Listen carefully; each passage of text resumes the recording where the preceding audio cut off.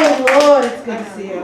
Oh my goodness, I can't even see all of you, and it's good to see you. Jeez, hi boo. Oh no, God, how are you in the back? Stop. Your whole class, Oh, or half of us. It's okay. We're all just, it's like a reunion, you know what I mean? Because no one has been outside in 3 years. And so this is like baby's debut into the public right now. Welcome to the Greenlight Poetry Salon. This is, as Kay mentioned, the first one back since 2019. Is that possible? Wow. Since 20, I'm a whole different motherfucker since then. Just all kinds of new fears. And just, I'm like, this is not good. I'm gonna put this right here.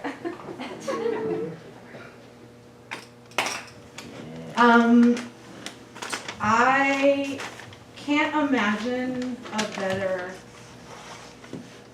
pair to be sitting in front of.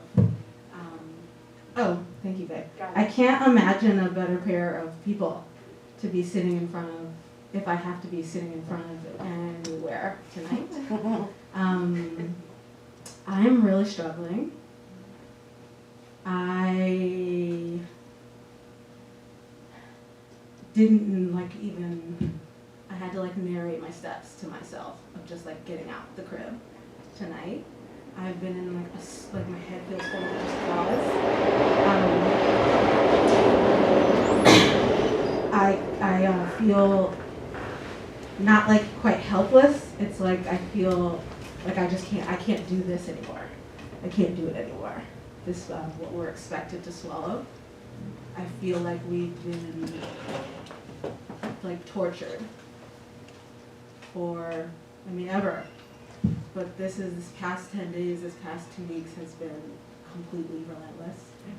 And I feel at my limit with it. I can't have it be, we can't live like this. This is not the way we do live. You know, where we're afraid of our own togetherness. We're afraid to be together. I was scared to come out. Scared to come outside. We're scared to breathe near each other. We're scared. It's just too much. This can't be what it is. I'm just a poet person. I just write poems. I teach. Half of the motherfuckers either been to this room before or I had a workshop. You know what I do. You know what my strengths are. I'm not an activist, but I can't do this anymore. I can't. This isn't the way I can move through the world. I brought my journal, my actual for real life journal that I journal in, and I'm going to put the words us on it, and I'm going to put a line under that, and you're no pressure, but if you want to come and put your email on it. I just think I need, there's no reason to reinvent the wheel. Someone is doing something. And I'm just going to ask of you, do you know who's doing? Do you know where we can put our hands and our effort? Because if this is what it is, I have to walk against it. I can't just be, if it feels bad, I can't, it's not tenable. And I can't really pretend like it is anymore. If you are curious and activated and want to receive a fucking Google Doc, because truly that's all we have. Let's not even play. I know the Google's the federal agents, but that's what they're about to be. We're about to be on the fucking Google. Listen, they have a great search system. Put your email, and I'm let's plug into whatever is happening. Whatever is happening to whatever capacity we can. I just am going to invite you to put your email in there, and then I will find someone with executive functioning, and we'll get this popping.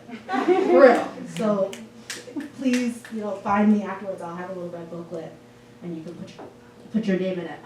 I'm really heartbroken, and I know that you are too. And you're here for all the right reasons, and we deserve to be here. We deserve to hear some fucking poems. We're not doing anything wrong. Thank you. We're not. You can clap yourself. It's okay. It's okay. Like poems. What the fuck? Can we catch a metaphor every now and then? Can we have a giggle in this bitch? I'm so happy to be here. Renia's book is fucking gorgeous. It is unreal, and very difficult to. It's like the energy sustained in the collection. It's like I haven't seen a book like that in such a long time, where it's difficult to stop reading. Because the next poem is it's like intoxicating to keep reading. It's like, oh, let me just like put more in my fucking brain. I'm so excited to bring you up here and to read some poems. And if you didn't know, Renia won. Actually, let me read this fucking bio. Sorry, I haven't spoken to a person who isn't a partner in like 3 years, so I don't know how to host anymore. I'm gonna read the bio like a normal person. Oh. Land acknowledgement. We're going back. We're on stolen land, as you might have heard. And yeah, we're on the stolen land of the Lenape people, whose diaspora is dispersed throughout the U.S. and Canada. There is the Lenape Center, which is based in the city, in Manhattan, led by the Lenape elders since 2009. That continues Lenape consciousness through programs, exhibitions, workshops, performances, symposia, land acknowledgements, ceremonies, and more. I heard recently that when you're doing land acknowledgements, it behooves you to look and see what Native folks are doing in your area, so that you never get tricked into feeling like it's the past tense. You never feel like, oh, they were here and we have to acknowledge. It's like they're here and they're thriving, and like, how can you be of service? So check out the Lenape Center, see what they're doing.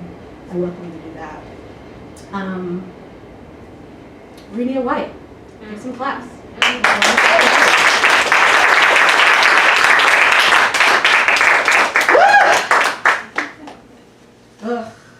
I'm just bringing you up here so you can sit, and then Aracelis, you know the deal. Okay. Renia White is a poet originally from the District Heights, Maryland. She came of age in Riverdale, Georgia, before studying writing at Howard University and Cornell University. Her first book, Casual Conversation, was named a BOA Editions Limited Blessing the Boat selection by editor-at-large Aracelis Girmay. She lives and works in NYC, where she learns, listens and learns and imagines something more. If you'll allow me for a minute just to put some of her perfect words in my mouth and give them to you. That's just what needs to happen. I'm so sorry.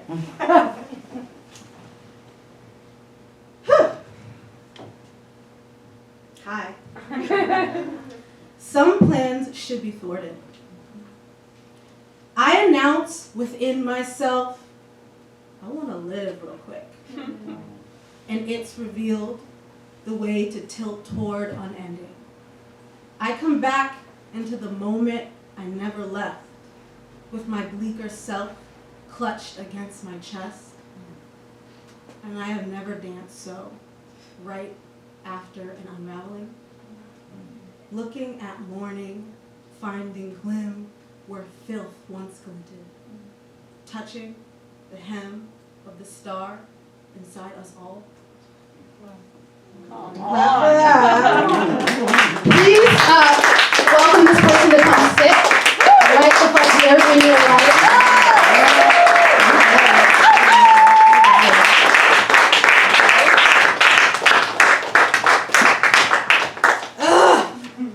And to converse with Renia, to read a little something to open up the night for us, to just contextualize and situate how and why we are all the fuck here right now.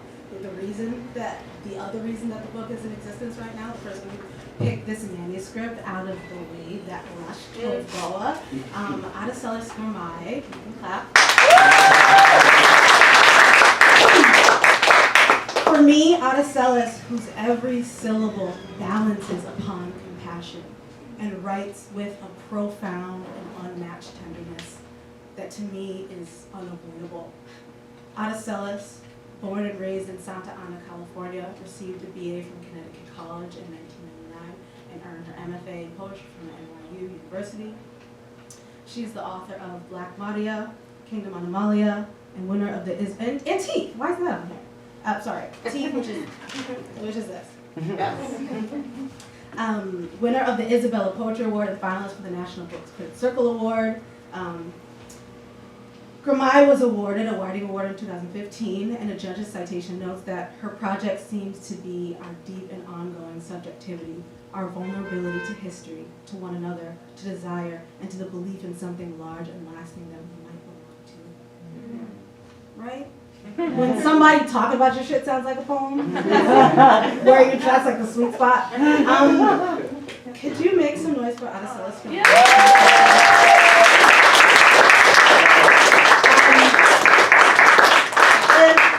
And now, because I'm really in my feelings, make noise for the fact that they're just sitting up here next to each other in this together.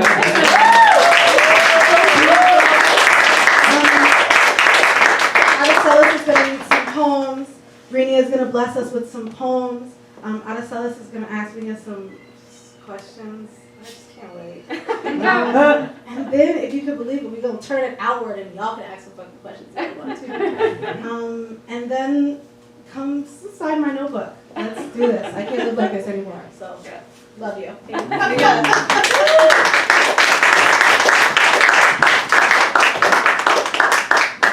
Hi, everybody. I have so many things. Okay, let me put this here. Is this yours, Angel? Oh, yes. Thank you. Thank you, Angel. Can you hear me okay? Yeah. Woo! Oh, my goodness. Sorry, I'm breathing on the mic. I also feel like I've been in a tiny little circle for years, so this feels incredible to be with you all tonight. Thank you, Greenlight. Thank you, each and every one of you, and all the people who helped you to get here. And Angel, oh my goodness, I thank you across every year. What you do and how you gather us means the world to me. Thank you. And Renia, I love you. Renia, this book, I can't wait for you all. Some of you have read it, I know, because we've talked about it. I can't wait for those of you who haven't to read this remarkable, gorgeous, beautiful book. I can't, as I say in the foreword, I could not stop thinking about it. It was on my mind, it stayed on my mind, and I was thinking, it's hard for me to talk about, actually, because it's so mysterious, and we're going to have a conversation, but as I was coming here, I was listening to Angie Stone from Love and Basketball, that soundtrack. It's incredible. Shout out. Yes, and there's this moment where she says, she sings, and it's about her singing that song, where I hear it for the first time, where she says, nothing ever had a chance to be good. Nothing ever could. And it's that. I feel like Renia's work gives things their chances. Like, you can just sit inside of a single second forever with her work. And I've said this to you before, but when I was reading those poems for the first time, it was like, it's like when the crocuses come out and the purple ones are just like right there. And you're like, oh, you've been coming out, you're like, winter, snow, and the purple one. That. Or the minnows, when you're in the water and you can like see the minnows glinting and they're there and they're not there. That. Like, it's just, I love this book so much. I can't wait for you all to hear. I can't wait to hear it. I'm just going to read a couple things. Lucille Clifton. Aracelis, you better tell us what's the deal with this Oh, book. yes. Okay, so I had the honor of curating and editing the new selected poems of Lucille Clifton, How to Carry Water, which is this. Bearing the lead, right? Thank you. And Blessing the Boat series is named, it walks behind, it's named after Lucille Clifton's poem, Blessing the Boats. And so we walk with her and behind her. And I wanted to read 2 Lucille Clifton poems, and then 1 of my poems, and then I'll sit down. The light that came to Lucille Clifton came in a shift of knowing when even her fondest sureties faded away. It was the summer she understood that she had not understood, and was not mistress even of her own off eye. Then the man escaped, throwing away his tie, and the children grew legs and started walking, and she could see the peril of an unexamined life. I'm going to read that. And she could see the peril of an unexamined life. She closed her eyes, afraid to look for her authenticity, but the light insists on itself in the world. A voice from the undead past started talking. She closed her ears, and it spelled out in her hand, "You might as well answer the door, my child. The truth is furiously knocking." Oh. And this poem, and these poems, I mean, Lucille Clifton, I remember where I was when I read her poems. I remember the direction I was facing in high school when I read her poems for the first time. So all of her poems, but these poems I wanted to share with you this night because they carry that glinting, shimmering mystery, and because also these last two lines. So, we do not know very much about Lucille's inner life. That's the title, and it's in quotes. We do not know very much about Lucille's inner life. From the light of her inner life, a company of citizens watches Lucille as she trembles through the world. She is a tired woman, though well-meaning, they say. When will she learn to listen to us? Lucille, things are not what they seem. All is wonder and astonishment. And that, all is wonder and astonishment. Oh my God, I feel that so much in your work. And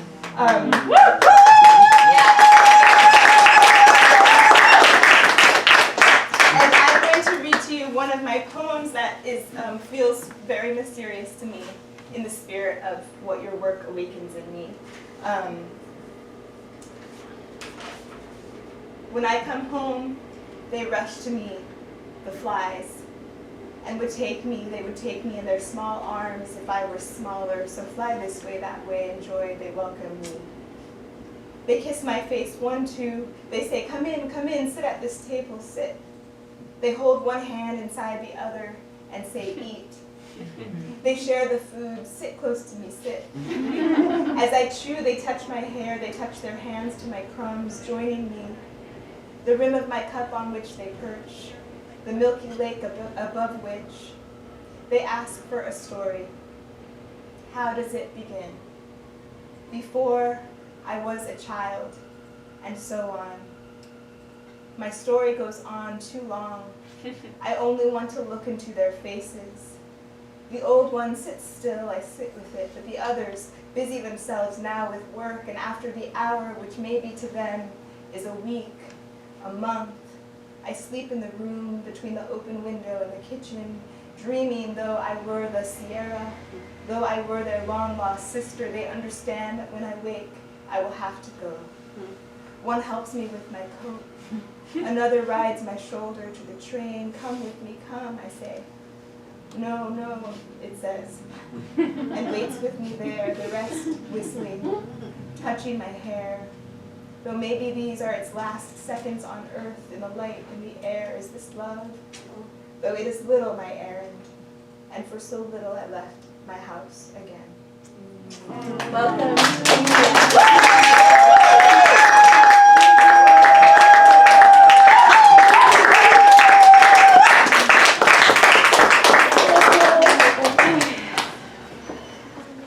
I'm going to sit here so I can see you.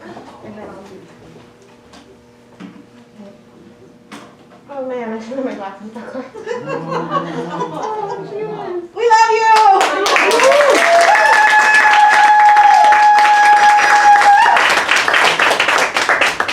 Oh my goodness. What? Thank you. Thank you. Thank you.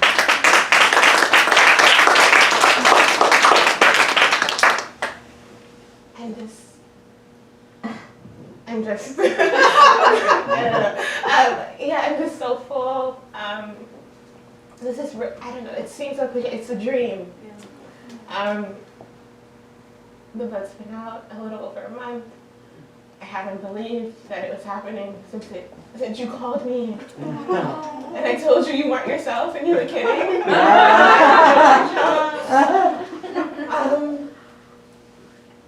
And it just feels like a really good dream. And I'm just really glad to be here. But also, as you said, as I can't stop saying, what world was made. And I think there's utility to asking that question as many times as we have to. But also in doing something more, right? And that can look so many ways, and I don't really know ever what's the right choice in the moment. But I'm so glad that you're here, and I hope that this can be a little something to do. In the meantime, probably figure it out. I'm gonna make hopes. So I can stop talking and being nervous. It wouldn't exist without you, literally. It wouldn't. And so I'm just so grateful to read here with you as a dream, to hear you read, to see your body tilted toward me. Yeah, for you to hold this space, for Greenlight to have me. I'm so sorry. Thank you, Greenlight. Okay, I've actually been talking too long. This is your time. No, I have. It's okay. Greenlight's been great. I'm so grateful. Everyone's just been so kind to me when I saw emails and stuff, and I'm really grateful. There are people here who I love, like my heart outside my body. It's wild. So. Poems. Take your time. Thank you for that too. So many wonderful words have been said to set it up, so I think I'll just begin here. In this village.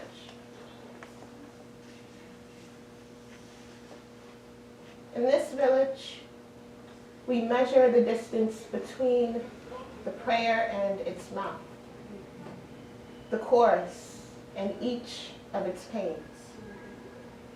We know that you can't slice a chorus into some, that if you separate the mouth from what it yells, the yell is just an announcement in the spirit of itself. The kids know well enough to say, why I gotta die to be a body? But then the elders say, I even died in the spirit of being alive. To which the kids reply, I am not here in the spirit of myself or something dead. I came in the thing I pray with and for. And some of the elders cry while playing the same old song anew. Say, finally, and at last, and in the beginning. Y'all better clap for this person.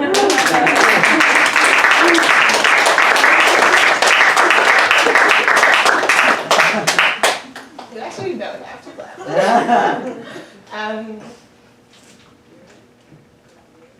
I said beginning and then I thought beginning, and so this is not quite the beginning, but it began something. 36C. The first time a boy asked me about my breasts, we were on the front steps of Abyssinian Baptist. And those boys everybody knew weren't saved, just brothers, had rode in with us on the vacation Bible school van with that door you had to dislocate your shoulder just to close. And I can't say I wasn't intrigued, but something about the moment felt like, maybe girl, go prove you talk to God like you know him. So I tattled.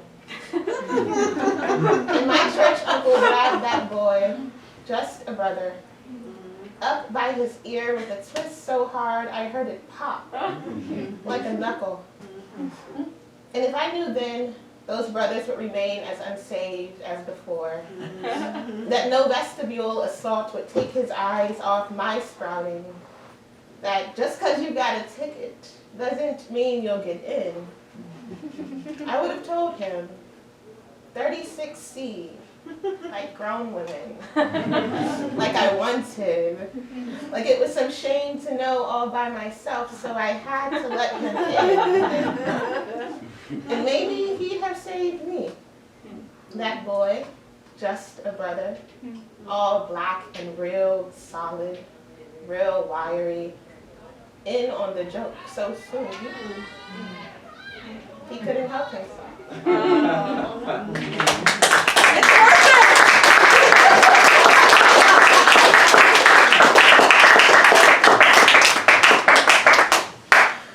Hearsay. Okay, so you're telling me the girl dared say, I can't just let you have my life. Not like that, Your Honor. And he sentenced her to a bedazzled type room and a room without a window and a son that doesn't know her name. Middle passage for this? Think the girl doesn't know her own shame, given that face she wears? Think she doesn't know where she is ain't where she was put down to begin with? That her first season was someone else's harvest? Some people get to want and need and be met in it. Some just the mouth, just the teeth. Some eat and they say, why all the hunger?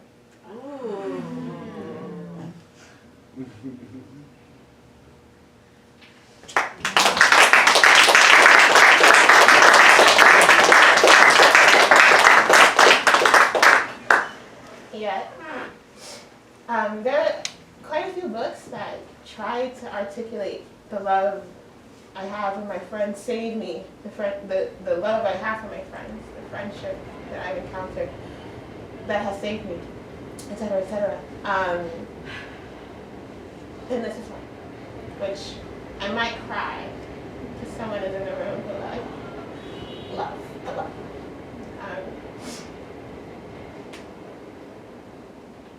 But I imagine you know it. To one stage, and someone's like, yeah, do that. Okay. Remember that time you got ice cream? No, we do that again. Okay. As far as you know, nothing can kill you. I tumble out my own side window sometimes.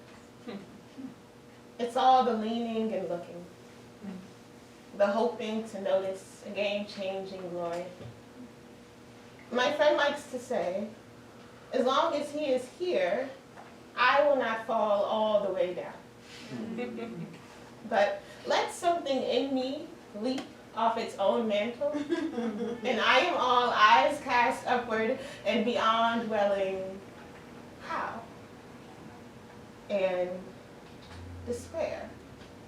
And all the women, all the sunless women.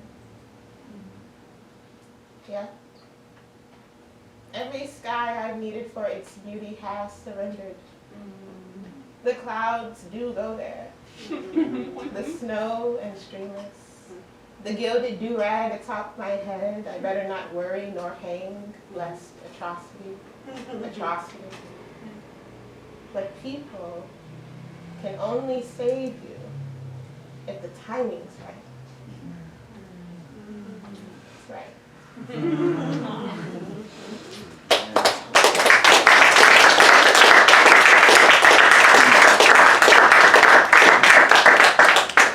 have no concept of time, I'm so sorry. It's supposed to be my job, you know, why don't you do like 2 more? Is that okay? Yeah. Okay. Yeah. Let's see. In case you'd consider it,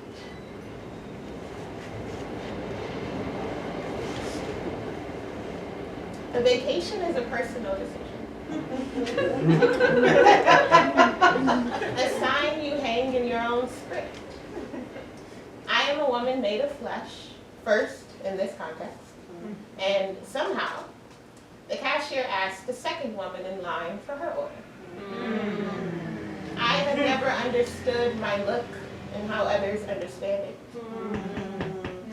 I have things I want to hide from, but for every bridge I've built above, I've jumped back below into my own blue rummage. I've never kept anything I feared I wouldn't.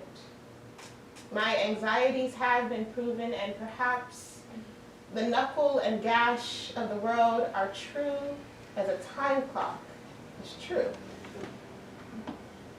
But I am on vacation from that ache. Wow.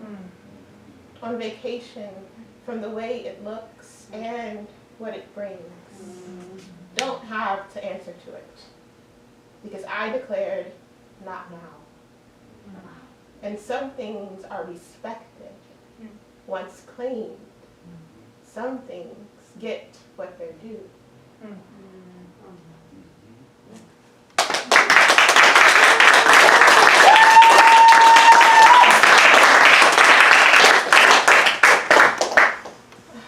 I'm so grateful. I feel like I should have talked to you all more between the poems and stuff. I don't know. You can still do that.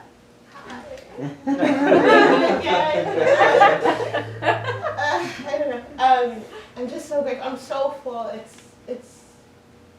I've told Aracelis this several times, but every time I think about like what's actually happening, like, oh, you said your book was gonna make these poems or weird, whatever. Aracelis shows it. It's like the feeling is the opposite of my heart breaking, and I don't have a word for it. It's like just as startling, takes just as long to like come back, but it's like, what is that? It's like breaking upward, you know, breaking brighter. I don't know. Gather them and give them back to me. After Toni Morrison. No.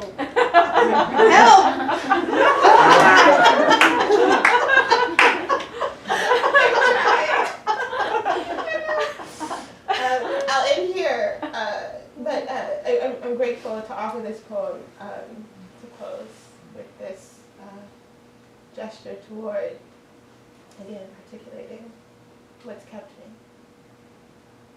Gather them and give them back to me. After Toni Morrison.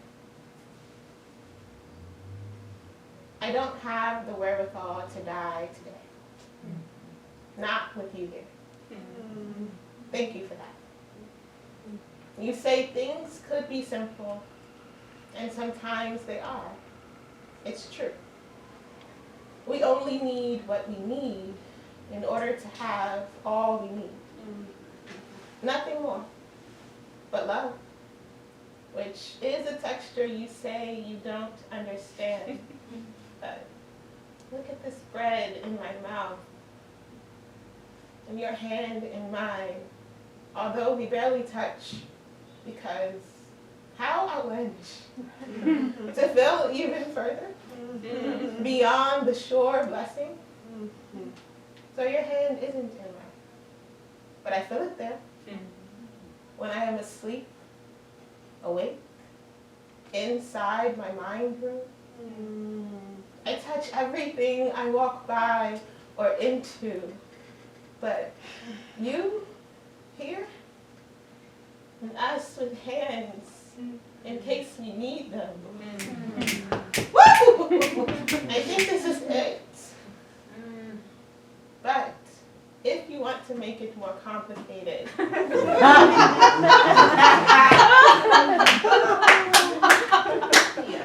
I agree.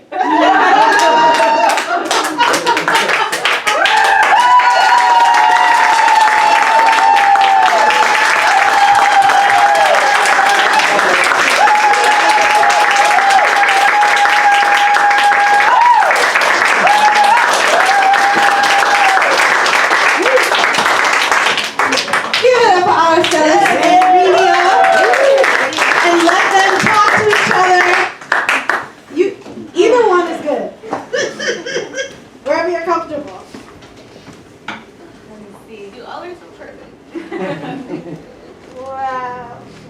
reading. Oh my goodness. I'll keep mine on if you want to keep yours off. If you want to keep yours off, I can keep it on. Up to you. Whatever you want. Whatever feels safe. So that they can see my face. Can you hear me okay? Yes. Oh my God. I have never heard you read in person, as you know, but they don't know. I did not know your work before reading your manuscript, and I just feel, woo, like just, oh, so lucky. Like, I get to know these poems. So I have some questions. We've been talking about the questions. If you need me to speak up, just let me know. So I don't know where anything is lower than.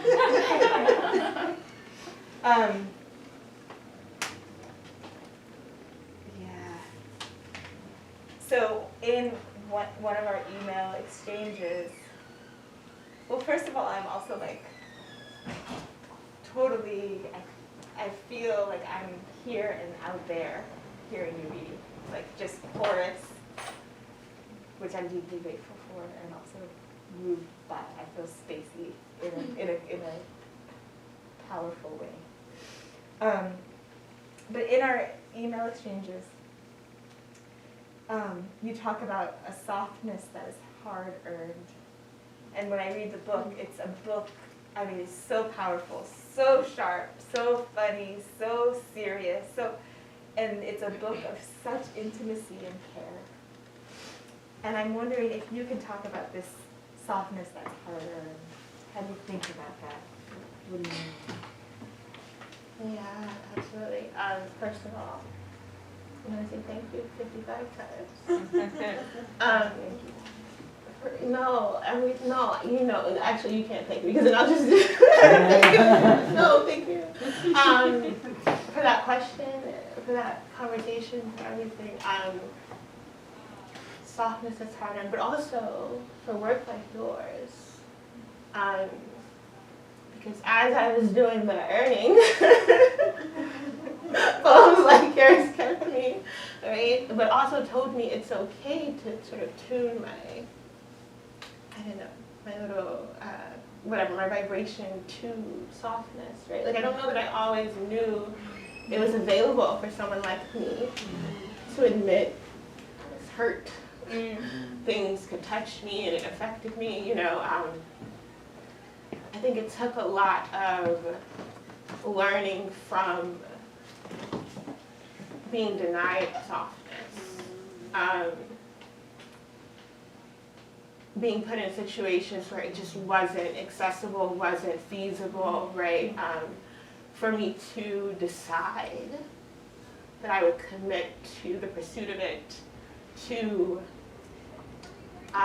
keeping it forefront in my experience as much as I could, right? And I mean, I'm pretty sure we all face things, right? But being able to say, I want to be soft in a world like this, given what can happen, is terrifying, right? But I knew that that was the way forward for me if I wanted to make the work that I want to make, have the relationships, the connections I want to have be in relationship with the world in a way that feels fruitful and generative for me. Makes me feel like being here is worth the teeth and blood, right? Like, I mean,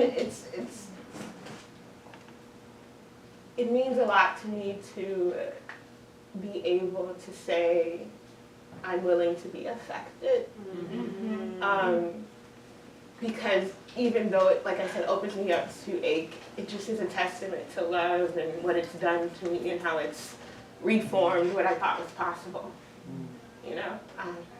Is that it? And it connects to this other question that I had, so you have a journalism, you study journalism, and I'm interested, and also we were on the phone the other day, and you said, you talked about long looking, which, two things. One, I mean, I feel, and you talked about being young and long looking, among other things, but two things that I was like, oh, looking at something a long time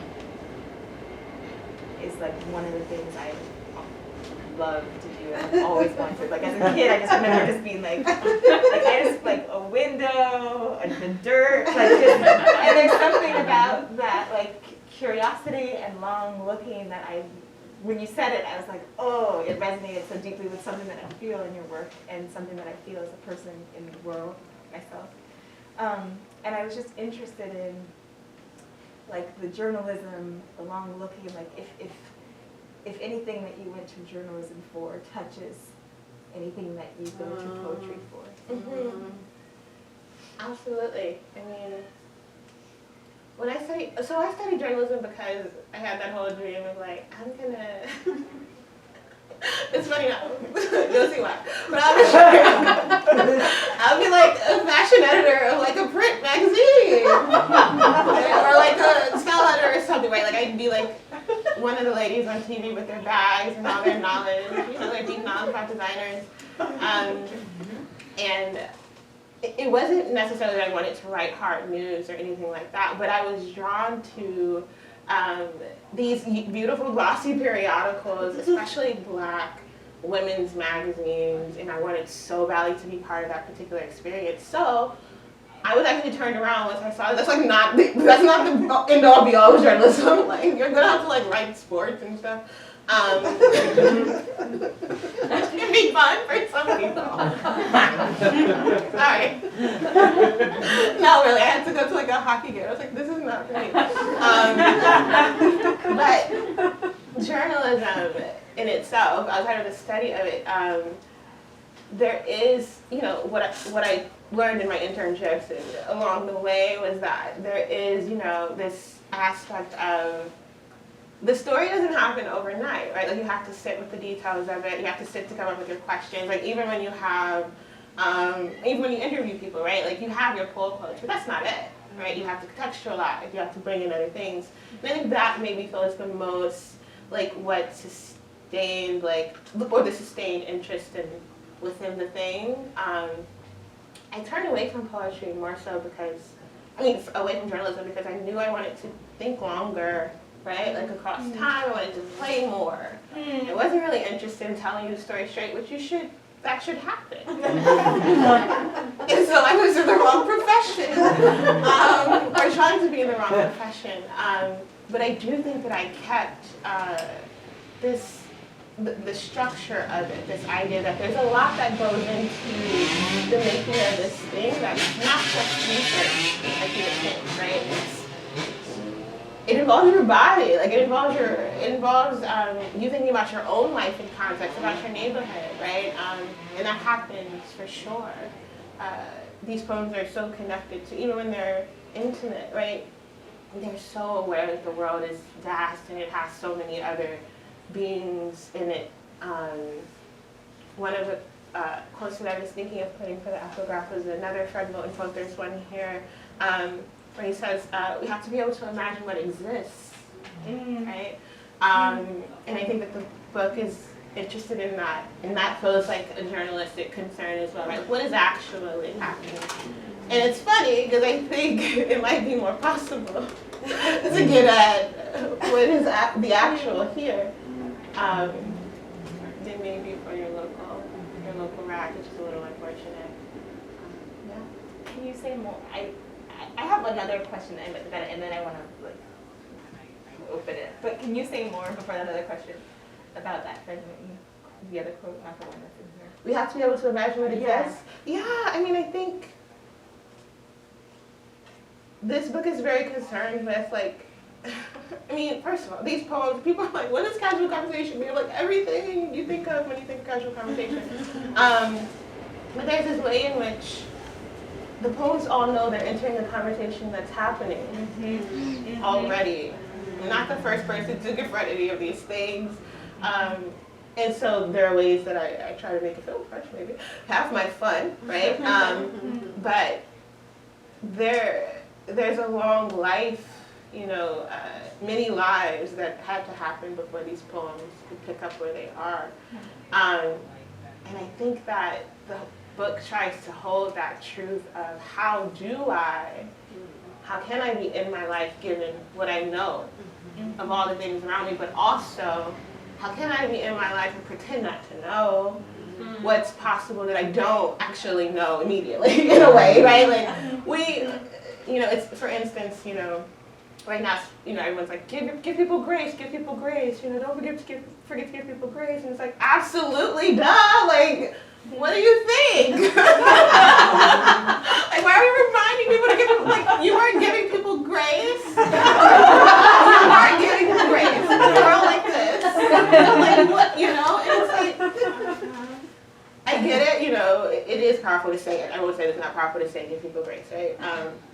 But yeah, there's this idea of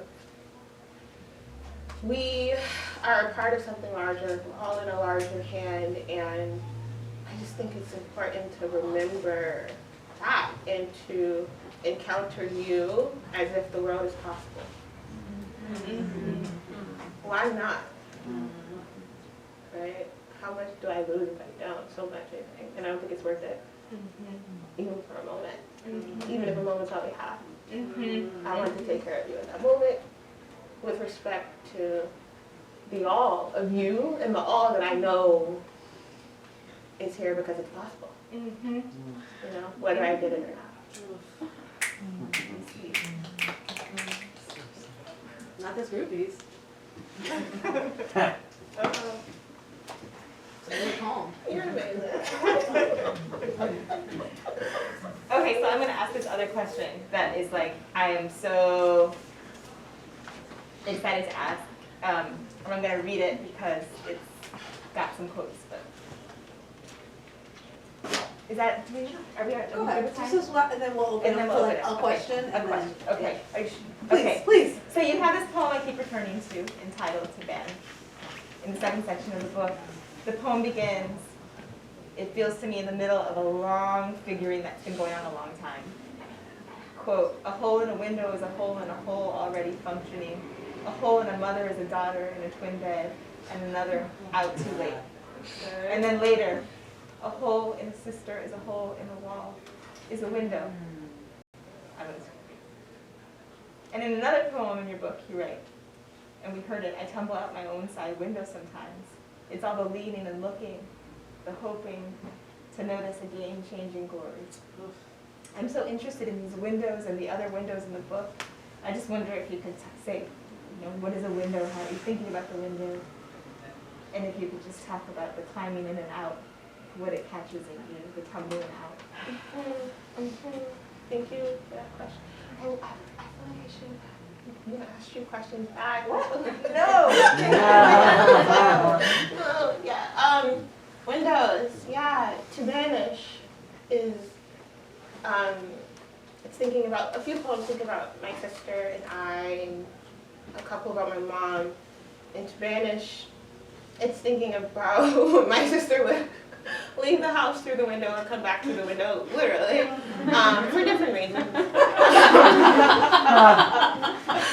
true. And I would watch this, from my twin bed, and there are lots of feelings about it. But I would watch the window too, when she was going through it and when she wasn't. And the last line of the poem is, you could have come in through the front door, right? And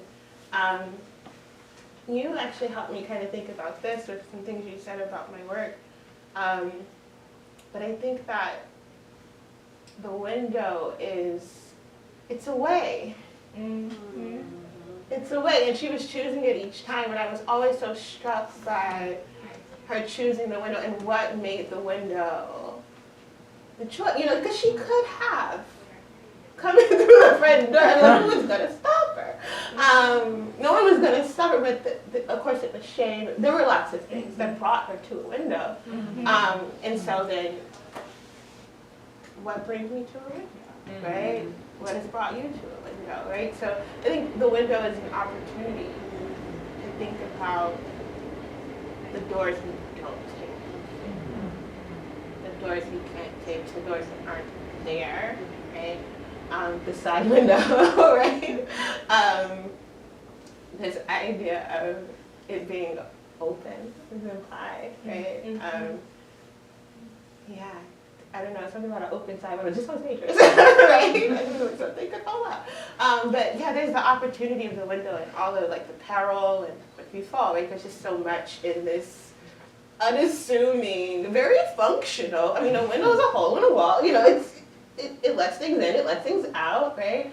But then what we do with it, because our bodies could fit through it, because of what we can see through it, because in a moment maybe all you needed was the window to look out of, get out this moment. You know, I don't know if you've been that person, turn your head in the car, now I'm out, right? And all I needed was a window, and I Just think even looking through it is to be outside of it. exactly, exactly. And there have been so many times I've needed a window has saved me, and so I think not just the window, you know, but the window in this book got to be, first of all, you got to see my obsession with them, but also it got to be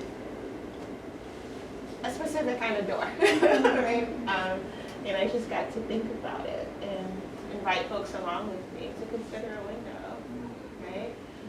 No grand agenda, but I think that there's so much there if you want to sit and look at it for a long time, which as a kid, I always got in trouble for staring and not talking. It was always, you ain't gonna say, little girl, or stop looking at that lady, right? And I think that lady, you know, my mom getting me, but like, that lady's gonna come over here. And she's gonna be like, what do you need? But I think I couldn't keep staring for too long, but that doesn't mean you can't take a good look at a thing. And so I think that I kept that part. And so it is intense. Sometimes if I look at you, it might feel like I looked at you for longer than I did. And it might have felt like I was staring for a long time because there's an intensity. But yeah, just thinking about the long looking and how I had to look at a window in order for it to become all that it's become, I think that, yeah, it's seated in that. And I just don't know where to go. I feel like I answered for so long. I'm so grateful to you all. Thank you for the question. You guys can clap.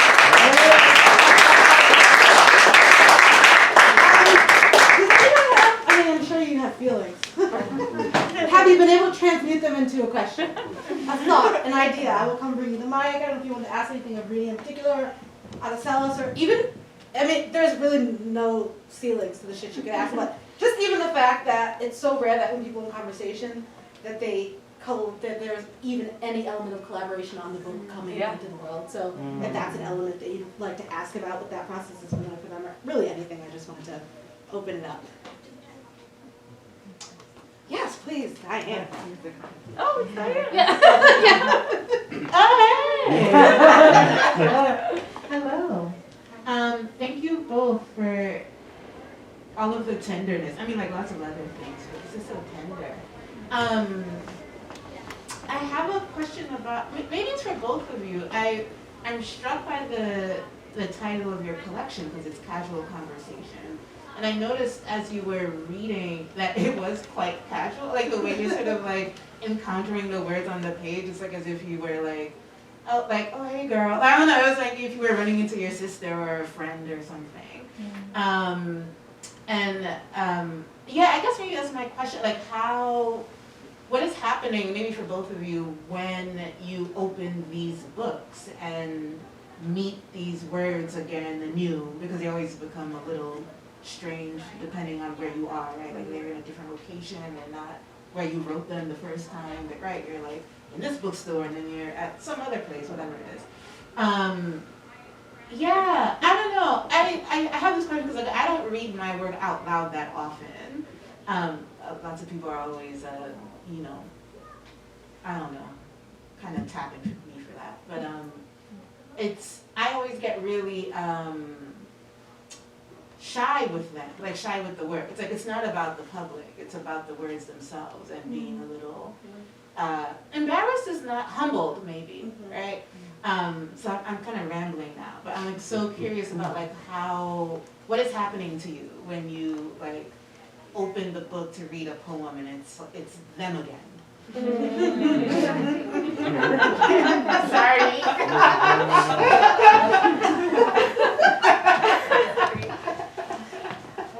I mean, you would have more experience encountering. For me, since it's new, I guess I made a little bit of a cheat code in the sense that, I mean, the book in its, I mean, there's this way in which if I'm talking to you, I'm talking to you, right? And so that was a part of the book for me where I wanted it to feel as if I was talking to you, and so I wanted you to receive it, right? And so there was a little bit of enacting that in the way that the poems come across. So the conversational was a little bit of a structure in that sense. But when I opened the book, I mean, like you said, everything's new, right? Like reading in this village and starting there. Yeah. What, you know, that was a lot, you know? But I don't mind because, I mean, I think that I've been with the poems and I'm so grateful to share them that, yeah, it just feels like such an opportunity every time I open it, actually. And so I think sometimes the fullness is these poems again, but like these poems again right here. And it's made, and it's done, and it's there. And so yeah, just gratitude always, and just I feel like I'm often feeling the gravity of the thing a little too much. The gravity of it, I think, is always just as real, even when I open it on the subway, right? Because it's always going to be real like that. I can't take that back. And that's It's a book. right. Astonishment and wonder. It's a book. Clap for it. Please go ahead, buy these books. Whatever your questions are, come talk to them and say what's up, and then let's break out into this mysterious night.